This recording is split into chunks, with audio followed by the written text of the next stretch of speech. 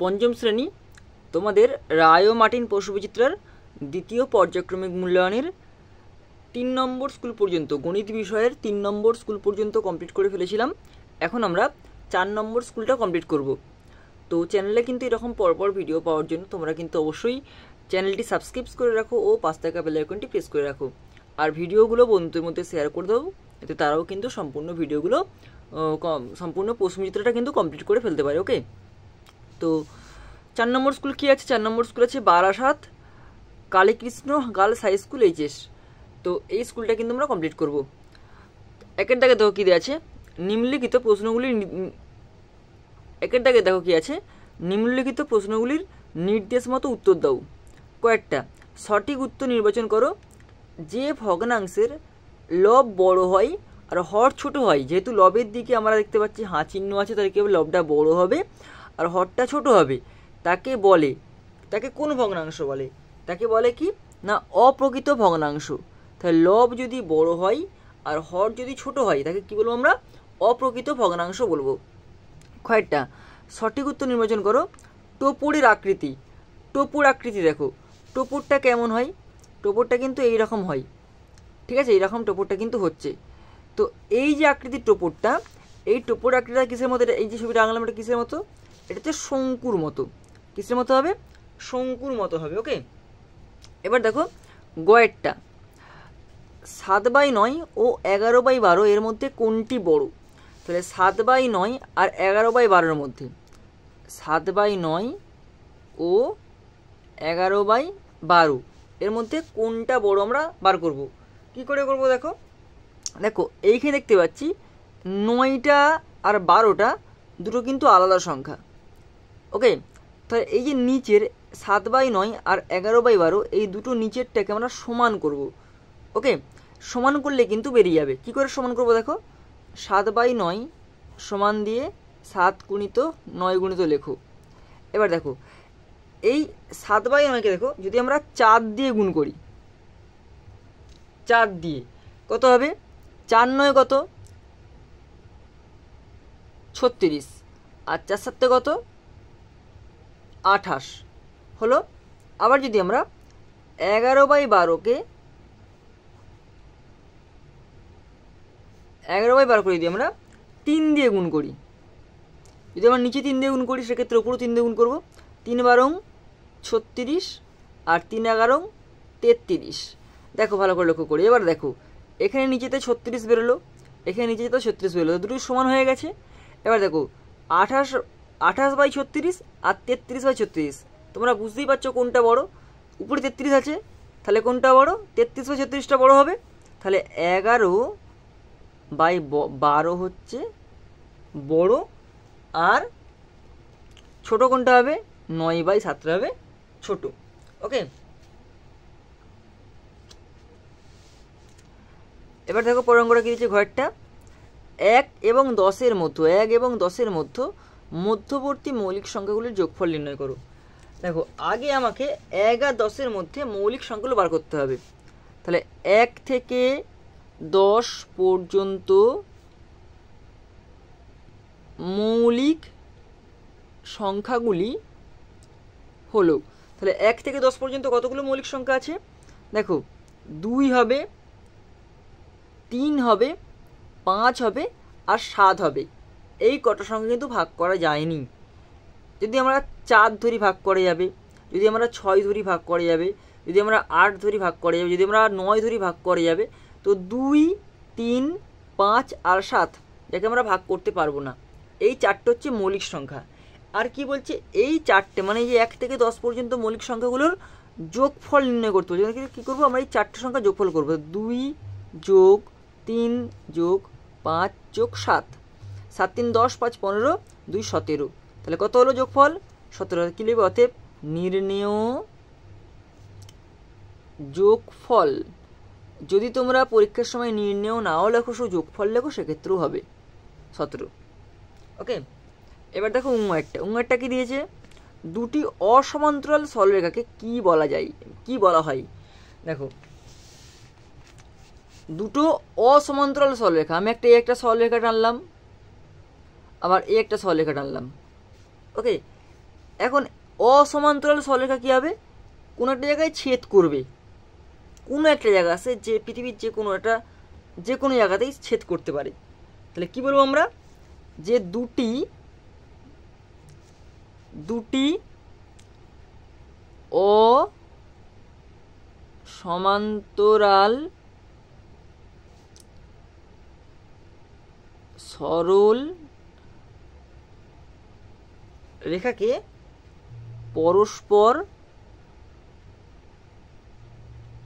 পরস্পর ছেদি সরলরেখা বলে। তাহলে দুটি অসমান্তরাল সরলরেখাকে কি বলে, পরস্পর ছেদি সরলরেখা। ওকে, এবার চলে আসো চয়েরটা, কোন বন্ধনীর কাজ সবার আগে হয়।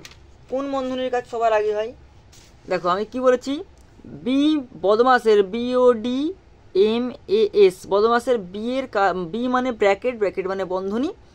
বন্ধনী চার প্রকার, একটা হচ্ছে আমরা নর্মালি কি জানি, এটা হচ্ছে প্রথম বন্ধনী মানে ফার্স্ট ব্র্যাকেট, এটা হচ্ছে সেকেন্ড বন্ধনী, এই সেকেন্ড ব্র্যাকেট বা দ্বিতীয় বন্ধনী, এটা হচ্ছে থার্ড ব্র্যাকেট বা তৃতীয় বন্ধনী। এই তিনটে ব্র্যাকেট ছাড়াও আরেকটা ব্র্যাকেট বন্ধনী আছে, তাকে বলে রেখা বন্ধনী। ওকে, প্রথম কাজ হচ্ছে এই রেখা বন্ধনীর। তাহলে প্রথম কাজ কি, প্রথম কাজ রেখা বন্ধনীর। তাহলে প্রথম কার কাজ বললাম, এই যে রেখা বন্ধনী এর কাজ বললাম। তারপরে প্রথম ব্র্যাকেটের কাজ হবে, তারপরে দ্বিতীয় ব্র্যাকেটের কাজ হবে, এবং শত শেষ হবে তৃতীয় ব্র্যাকেটের কাজ। ওকে, এবার চলে আসো দুয়ের দাগের। দুয়ের দাগের কী দিয়েছে দেখো, নিম্নলিখিত প্রশ্নগুলোর উত্তর দাও। কয়েকটা ফাঁকা স্থান পূরণ করো। 21/36 আছে, এখানে 35 আছে, এখানে 48 আছে, এখানে 21/36 আছে, এখানে 35 আছে, এখানে 84 আছে। তাহলে প্রথমে আমরা এই 21 আর 36টাকে ভাঙবো। 21 আর 36 এমন দুটো সংখ্যার গুণফল হবে 21, আবার এমন কিছু দুটো সংখ্যার গুণফল হবে 36। যদি আমরা 7-এর নামটা পড়ি বা 3-এর নামটা পড়ি, দেখবে 3 গুণিত 7, 3 7 কত 21, আবার 3 গুণিত 12 সমান কত 36। দেখো 7কে যদি আমরা 3 দিয়ে গুণ করি 21 হচ্ছে, আর 12কে যদি আমরা 3 দিয়ে গুণ করি 36 হচ্ছে। ঠিক আছে, এবার দেখো আমরা নিচেও 3 দিয়ে গুণ করেছি, ওপরেও 3 দিয়ে গুণ করেছি, একটা 7কে একটা 12কে।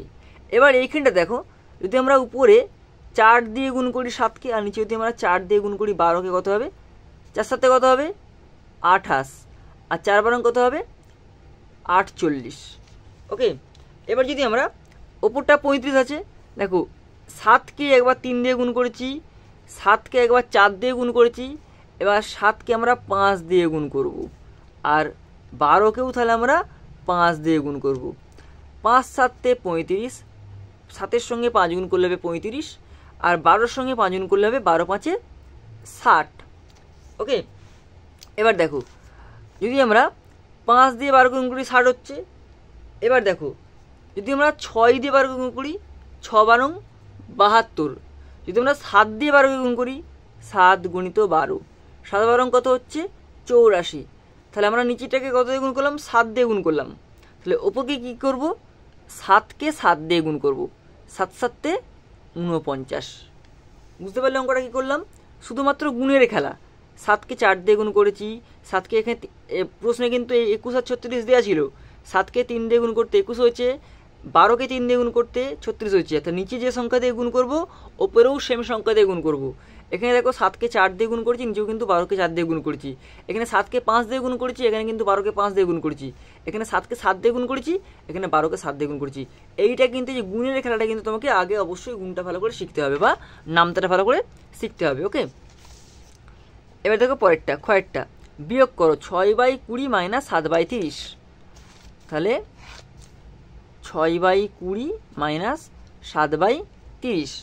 ওকে, তো কী দিয়েছে, প্রথমে আমরা এই 20 আর 30-এর লসগু করবো, 20 আর 30-এর লসগু করবো। 2 দিয়ে যাবে যেহেতু লাস্টে 0 আছে, মানে জোড় সংখ্যা আছে। 2 10 20 আর 2 15 30। এবার দেখো এবার 5 দেবে, 5 2 10, 5 3 15, আর যাবে নি, তাহলে লসগু কত হচ্ছে 2 গুণিত 5 গুণিত 2 গুণিত 3, 5 3 15, 15 দুগুণে 30, 30 দুগুণে 60। কত লসাগু হচ্ছে আমাদের? 60 লসাগু হচ্ছে। তাহলে নিচে সমান চিহ্ন দিয়ে বড় করে দাগ টেনে নিচে 60 লিখে দিলাম। এবার দেখো 20 নামটা পড়ো। 20 1 20, 20 দুগুণে 40, 20 3 60, 3 হচ্ছে। আমি কি বলছি? এই নিচের সঙ্গে নিচের ভাগ, তাহলে 60কে 20 দিয়ে ভাগ করলে 3 হবে। হ্যাঁ, এই 3-এর সঙ্গে মানে ভাগফলের সঙ্গে উপরে 6টা গুণ, তাহলে 6 গুণিত 3। এই 3টা কী করে বেরোলো? 20-র সঙ্গে 60 ভাগ করলাম। ওকে, বিয়োগ চিহ্ন ছিল এখানে, বিয়োগ চিহ্ন বসে দিলাম। আবার যদি আমরা 60কে 30 দিয়ে ভাগ করি, 30 1 30, 30 2 60, 2 হচ্ছে। তাহলে 7কে কত দিয়ে গুণ করবো? 2 দিয়ে গুণ করবো। এবার দেখো নিচে 60 বসিয়ে দিলাম। 3 6 18 মাইনাস 7 দুগুণে 14, তাহলে 18 থেকে 14 বাদ দিলে কত হবে? 14 4 18, 4/60। ওকে, এবার যদি আমরা কাটাকুটি করি, কাটাকুটি করলে কত হবে? 4 1 4, মানে আমরা যদি 60কে 4 দিয়ে ভাগ করি, 4 1 4,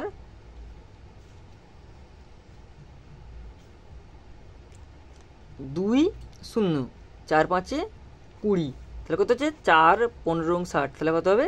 1/15। উত্তর হবে 1/15। তাহলে অতএব নির্ণেয় বিয়োগফল সমান 1/15 বেরোল উত্তর। এবার চলে আসো পরের প্রশ্ন। কি দিয়েছে? সরল রেখা ও বক্ররেখার মধ্যে একটি পার্থক্য লেখো। একটি পার্থক্য বলছে, কি লিখবো আমরা? এদিকে লিখলাম সরল রেখা আর এদিকে লিখলাম বক্ররেখা। ওকে, এবার একটা পার্থক্য বলছে, লিখি।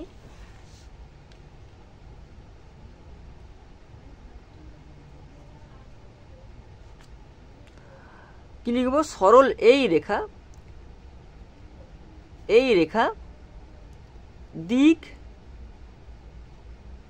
পরিবর্তন করে না। তাহলে সরল রেখা কি করে? দিক পরিবর্তন করে না। আর এই রেখা দিক পরিবর্তন করে, ওকে। সরল রেখা মানে স্ট্রেট হবে, আর বক্ররেখা মানে এরকম বাঁকা হবে, এরকম বাঁকা বাঁকা করে দেবে। ঠিক আছে, বুঝতে পারলে পার্থক্যটা?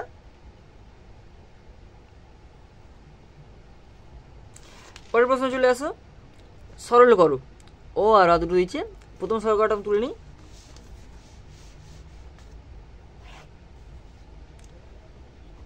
দুই বাই 5 ভাজিত 2/5 এর 4/11 দিয়ে 2 পূর্ণ 1/10 বিয়োগ 3/8। দেখো এটা সলভ করে দিয়েছে। এই সলভ করাটা কী করে করবো দেখো। দেখো বদমাস নিয়ম অনুসারে সলভ করা হয়, আমরা আগেই বলেছি। তো বদমাস নিয়ম অনুসারেই করব।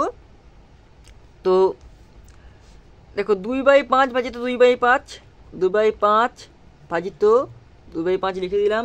এখানে 8 ছিল, 8 লিখে দিলাম। এখানে 4/11 ছিল, 4/11 লিখে দিলাম।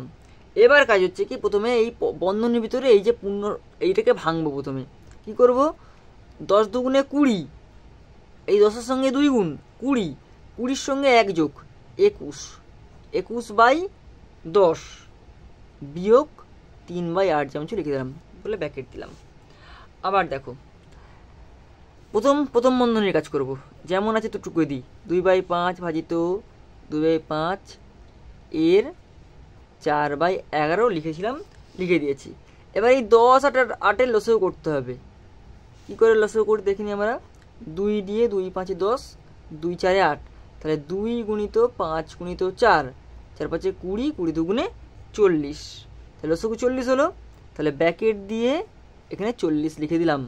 ওকে, এবার এই 40-এর সঙ্গে যদি 10 ভাগ করি, 4 10 40, 4, তাহলে 21 গুণিত 4 বিয়োগ 5 8 40, 8 করে 40 দিয়ে ভাগ করি 5 হবে, 5 গুণিত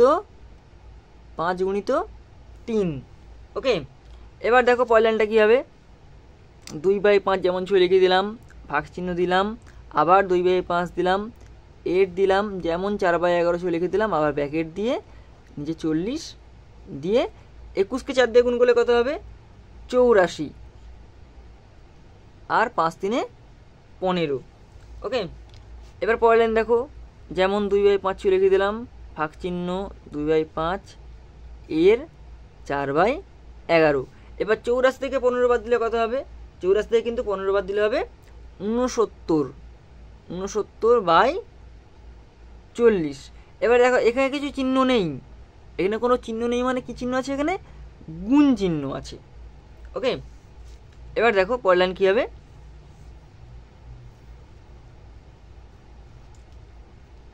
লক্ষ্য করে দেখো, যদি আমরা এটা কাটাকুটি করি, এখানে গুণ চিহ্ন আছে, কাটাকুটি করতে পারবো। 4 10 40 হলো। আবার এখানে এর মানে কি? এর মানে গুণ চিহ্ন 2 5 10। তাহলে কি করলাম আমরা? প্রথমে এই 4 দিয়ে 40কে করলাম, 4 10 40। আবার উপর এখানে এর চিহ্ন আছে, এর লেখা আছে, এর মানে কি? গুণ। আবার 2 5 10 কাটাকুটি করে 69/5 পেলাম। বললেন কী হবে? 2/5 যেমন ছিল লিখে দিলাম, ভাগ চিহ্ন দিলাম। এবার এই যে 5 আছে, 5 11 আর 5 গুণ করতে হবে। 5 5 25, 25 সঙ্গে যদি আমরা 11 গুণ করি কত হবে? 275। 275 উপরে 69 যেমন ছিল, এই 69 ছিল, 69 লিখে দিলাম। আবার সমান দিলাম। এবার দেখো এখানে ভাগ হিসাবে আছে, এটা ঘুরিয়ে গুণ হিসাবে করে নেবো। কী করবো আমরা? 2/5 গুণিত এই 275টা উপরে চলে যাবে, 275/69। তাহলে নিচে ছিল, এটা নিচে ছিল, এখানে ভাগ চিহ্ন ছিল, গুণ চিহ্ন দিয়েছি, এটা ঘুরিয়ে নিলাম। এবার কি করবো? আমরা কাটাকুটি করব। 5কে যদি আমরা 275 কাটাকুটি করি, 5 5 25, 25 2 27, 25 5 5 25, 5 55 275 হয়ে গেল। এবার এই 55কে যদি গুণ করলে কত হবে? 55 দুগুণে 110/69। এবার এই 110কে যদি আমরা 69 দিয়ে ভাগ করি, 69 1কে 69 বিয়োগ করলে কত হবে? বিয়োগ করলে রয়ে যাচ্ছে 41। তাহলে কত উত্তর হবে? যে 1 পূর্ণ 41-এর 69 হচ্ছে উত্তর বেরোচ্ছে আমাদের। ওকে, এইভাবে কিন্তু তোমরা সলভ করাটা, প্রথম সলভ করাটা করবে। ওকে, দেখতে পেলে? এবার দেখো পরের সলভ করো। পরেরটা কি দিয়েছে?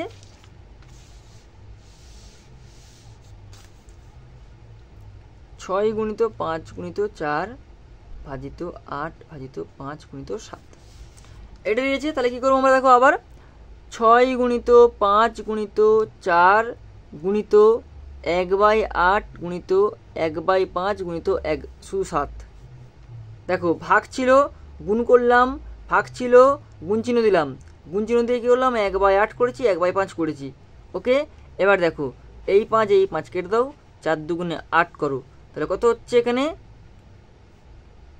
আবার 2 3 6 করো, তা 3 7 21 উত্তর হচ্ছে। কত উত্তর হচ্ছে আমাদের? 21। শুধু কাটাকুটির খেলা। ওকে, এবার দেখো 3-এরটা।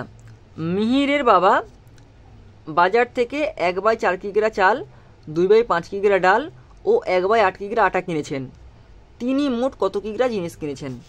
তাহলে কি লিখবো আমরা? যে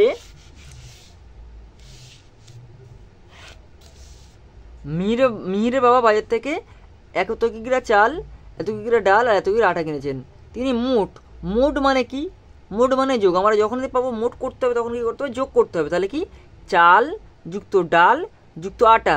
তাহলে কি করবো আমার এখানে? যে চাল কিনেছেন যোগ ডাল কিনেছেন যোগ আটা কিনেছেন। চাল কত কিনেছে? 1/4 অংশ। তাহলে চাল কত কিনেছে? 1/4 কিগ্রা। এর সঙ্গে যোগ করব কত? ডাল কত কিনেছে? 2/5 কিগ্রা। এরপর আটা কত কিনেছে? 1/8 কিগ্রা আটা কিনেছে। এবারে 3টে আমরা যোগ করব। তাহলে কি লিখবো এখানে? তিনি মোট কিনেছেন, কিনেছেন দিয়ে 1/4 ব্যাকেট দেবে, দিয়ে 1/4 যোগ 2/5 যোগ 1/8 ব্যাকেট দিয়ে কি লিখবে? কিগ্রা বা কিলোগ্রাম। ঠিক আছে, এবার কি করব আমরা? 4 5 আর 8 লসাগু, নিচেটা করে নিই আমরা। 4 5 আর 8 লসাগু করবো আমরা। 2 দিয়ে যাবে, 2 2 4, 5 বসে যাবে, 2 4 8, আবার 2 দিয়ে যাবে 1, 5 বসে যাবে, 2 2 4। তাহলে 2 গুণিত 5 গুণিত 2 কত হবে 5 দুগুণে 10, 10 দুগুণে 20, 20 দুগুণে 40, কত হচ্ছে এখানে 40 হচ্ছে লসাগু, তাহলে নিচে 40 বসিয়ে দিলাম। এবার দেখো 4 10 40, 10 হচ্ছে, তাহলে 1 গুণিত 10, 10 যোগ 5 8 40, 8 হচ্ছে, তাহলে 2 গুণিত 8 যোগ 8 5 40, তাহলে 1 গুণিত 5, নিচে নিচে ভাগ। অ্যাকচুয়ালি এটা এই 40কে আমরা 4 দিয়ে ভাগ করলাম, 4 10 40, 10 হলো, এই 10-এর সঙ্গে 1 গুণ করলাম, ঠিক আছে, মানে উপরেরটা গুণ, নিচে নিচে ভাগ, যেটা ভাগফল হবে তার সঙ্গে উপরেরটা গুণ, নিচে 40 লিখে দিলাম। 10 1-কে 10 যোগ 8 দুগুণে 16 যোগ 5 1-কে 5। এবার কি করব, 16 10 26, 26 5 31, তাহলে 31/40, তাহলে মোট কত কিগ্রা তিনি কিনলেন, যে 31/40 কিগ্রা তিনি জিনিস কিনেছেন, এত কিগ্রা লিখে দেবে, কিগ্রা 31/40 কিগ্রা, ঠিক আছে। দেখতে পেলে কেমন করে হলো অঙ্কটা। এবার পরের অঙ্কটা কি দিয়েছে, কয়েকটা। দীপেনবাবু হাট থেকে 480 টাকায় 6টি গামছা কিনেছেন। আচ্ছা, 480 টাকায় 6টা গামছা কিনেছে, যদি তিনি একই গামছা 4টে কিনেন তাহলে কত খরচ হতো। 480 টাকায় যদি 6টা গামছা কিনে, তাহলে একটা গামছার দাম আমাকে প্রথম বার করতে হবে, তাই তো। তাহলে কি করব, যে 6টি গামছার 6টি গামছার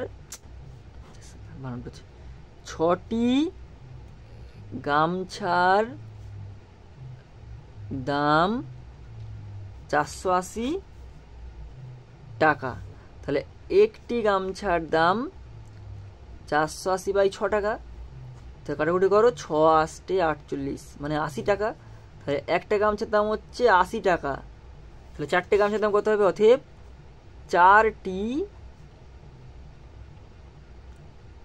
গামছার দাম 4 গুণিত 80 টাকা, তাহলে 4 8 32, 320 টাকা। তাহলে কি হলো, একটা গামছার দাম 80 টাকা হলে 4টে গামছার দাম কত হবে, 320 টাকা হবে। তাহলে কি লিখবে, তাহলে অতএব দীপেন বাবুর মোট খরচ হতো 320 টাকা, হয়ে গেল। দেখতে পেলাম অঙ্কটা। তাহলে আমাদের 4 নম্বর যে স্কুলটা ছিল Barasat Kalikrishna girls high school, এটা কিন্তু কমপ্লিট হয়ে গেল। তো আমাদের চ্যানেলে কিন্তু এরকম পরপর ভিডিও পাওয়ার জন্য তোমরা কিন্তু অবশ্যই চ্যানেলটি সাবস্ক্রাইব করে রাখো, পাশ থেকে বেল আইকনটি প্রেস করে রাখো, আর ভিডিওগুলো বন্ধুদের মধ্যে শেয়ার করে দাও, যাতে তারা কিন্তু সম্পূর্ণ স্কুলগুলো কমপ্লিট করে যেতে পারে।